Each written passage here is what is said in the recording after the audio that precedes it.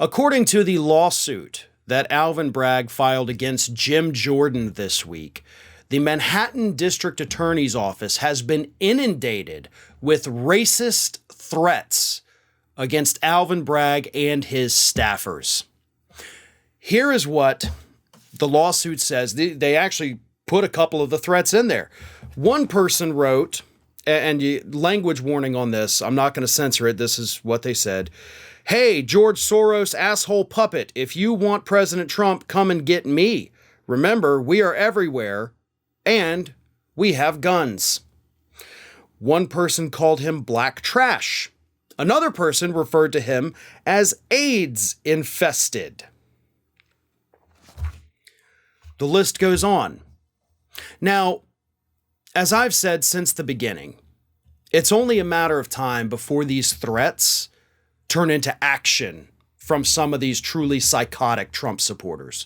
But it turns out the lawsuit already addressed that as well, because it's not a matter of time anymore. Some of these threats have turned into action. As Vice reports, Bragg received an envelope containing white powder and a specific death threat against him. The letter was immediately contained to prevent exposure and was later determined to contain no dangerous substance, according to a letter Bragg later circulated to his staff. So, while the letter with the white powdery substance was not actually a poison, they wanted him to think that it was. And of course, as it said, they included a specific death threat against Alvin Bragg. These people are psychotic.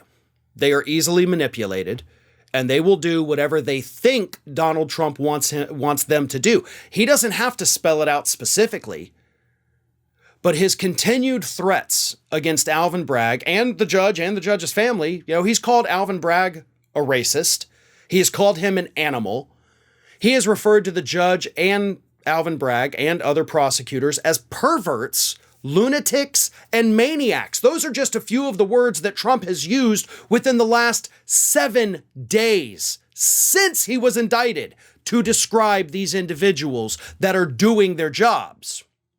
And let's also not forget the incident that we talked about, a week and a half or so ago, where you had the deranged woman outside the courtroom that pulled a knife on a family with 2 small children in strollers, asking them, waving the knife in front of their face, saying, "Do you support Donald Trump?"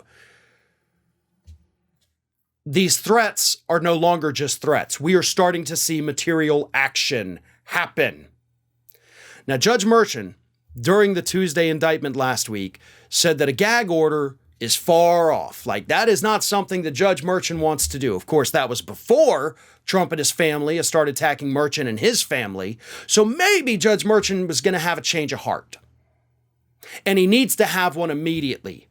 There needs to be a gag order against Donald Trump before somebody gets hurt, because we've already seen them try. We've already seen them try. It has gone beyond threats now. Merchan has to put that gag order in place, and the gag order has to be so strict that if Donald Trump even thinks about violating it, he gets to go spend a night in jail. Real jail. General population jail.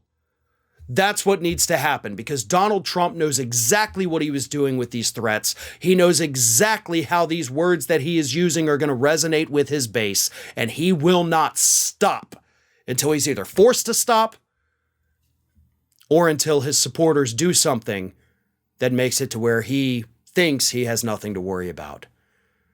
Both of those are bleak possibilities, but the gag order is the smartest move that the judge can make right now. Hey everyone, this is Aspen.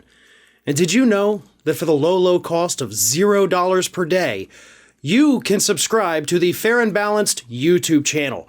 We also encourage you to like, comment, and share, but again, click that subscribe button and help Aspen not be so grumpy.